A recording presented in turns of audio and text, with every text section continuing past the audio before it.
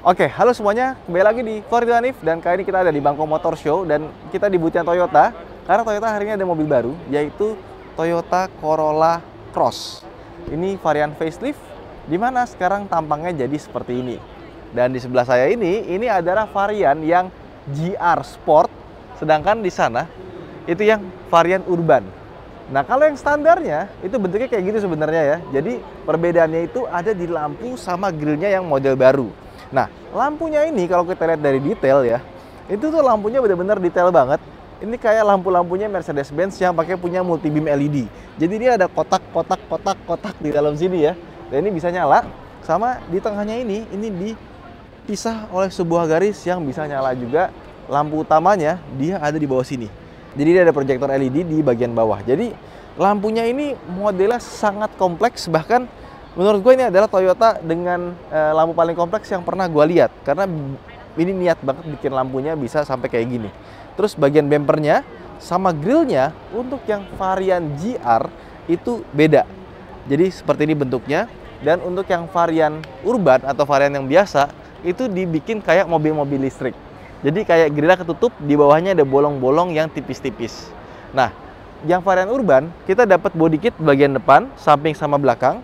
Untuk yang varian GR, dia nggak ada body kitan, tapi full bumpernya itu dibikin berbeda dengan yang varian standar. Jadi bumpernya itu dibikin lebih banyak lekukan, sama di sini ada sebuah fog lamp. Terus di bagian bawahnya ini kayak dibikin semacam underguard ya, tapi sebenarnya ini dari plastik. Dan sekarang Toyota Corolla Cross itu punya kamera 360 di bagian sini. Ya, jadi kamera bisa dilihat kayak dari atas gitu. Sama dia logo Toyotanya, ini ada radar di baliknya. Jadi dia sudah lengkap dengan TSS, dengan adaptive cruise control juga, dan TSS-nya juga yang 3.0, sama seperti Kijang Innova Zenix.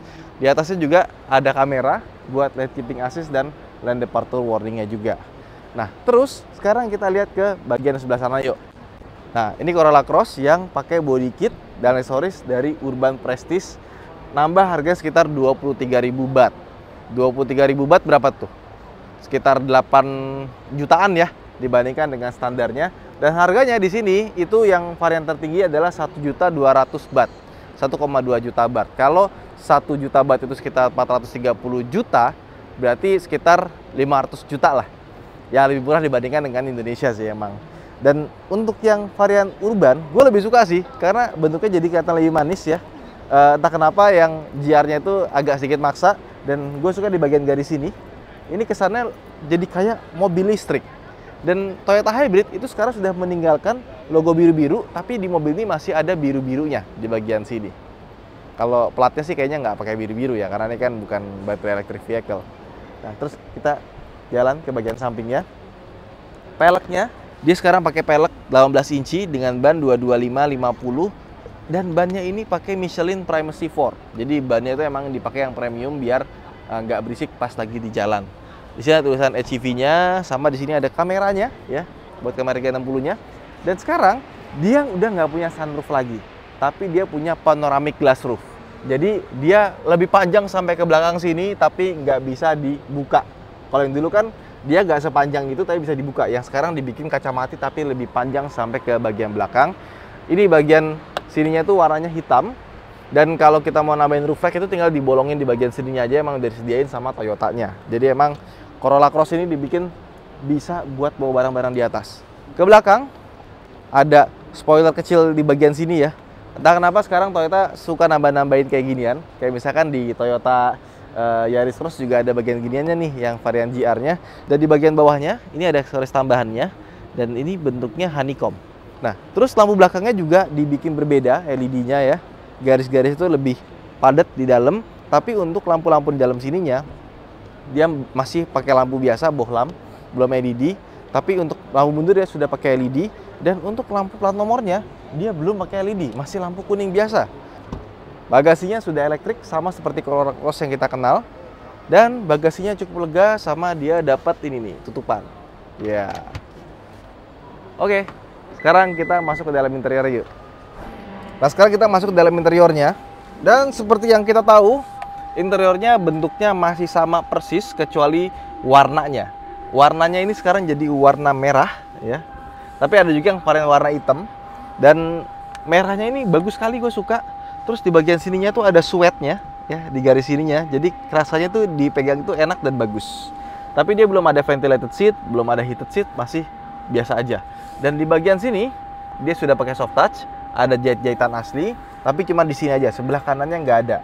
Setir bentuknya masih sama, cuma lebih lengkap aja karena dia udah ada TSS-nya, jadi bisa ngatur jarak kecepatan sama untuk ngatur lane departure warning-nya.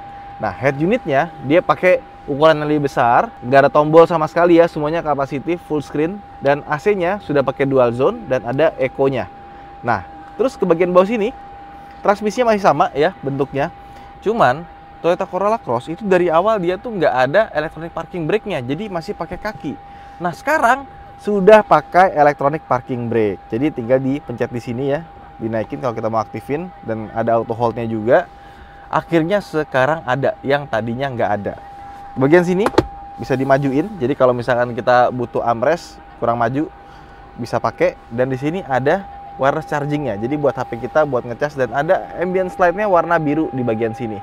Sebenarnya dia juga ada ambient slide-nya di bagian sini, cuma nggak begitu kelihatan ya, warnanya biru juga. Atapnya semuanya warna hitam, dan ini nih, sekarang kaca atasnya itu sampai ke bagian belakang dan besar. Kalau yang dulu kan kecil ya, jadi dulu cuma segini doang, jadi kayak apa ya, kayak semacam moonroof kali ya. Kalau sunroof kan terlalu kecil kayaknya, ini kayak lebih moonroof, tapi sekarang dibikin lebih panjang, tapi nggak bisa dibuka, cuma bisa buat ngaca aja. Dan bahannya ini dia kain tapi kayak kurang kenceng ya, jadi tengahnya ini kayak agak turun ya. Sama untuk kursinya, dia sudah pakai elektrik, tapi sayangnya cuma di sebelah kanan aja, sebelah kirinya belum. Dan speedometernya sekarang dia pakai speedometer yang layarnya besar, jadi dari ujung ke ujung itu sudah pakai full TFT. Dan ini adalah speedometer yang kurang lebih sama kayak punyanya Toyota GR Corolla. Jadi udah pakai speedometer Corolla generasi yang terbaru. Terus ke belakang bisa kita lihat Toyota Corolla Cross tuh belakangnya cukup enak ya. Jadi mobil-mobil di kelas itu biasanya belakangnya agak tegak, kalau ini bisa dibikin agak rebah. Bukan bisa dibikin agak rebah, dia emang dibikin agak males sih. Jadi nggak dibikin terlalu tegak. Kalau di belakang sini lumayan enak, dan kita punya armrest yang sangat besar di bagian sini.